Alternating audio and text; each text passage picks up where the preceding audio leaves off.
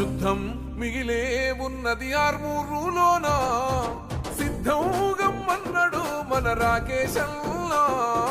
ప్రజలే తన ప్రాణం అంటూ కదిలిన నాయకుడు, అభివృద్ధిని కోరి ఆర్మూరు నేలన నిలిసిండు. యుద్ధం మిగిలే ఉన్నది ఆర్మూరులోన, సిద్ధం గమ్మన్నాడు మన రాకేశల్లా. ప్రజలే తన ప్రాణం అంటూ కదిలిన నాయకుడు, అభివృద్ధిని కోరి ఆర్మూరు నేలన నిలిసిండు.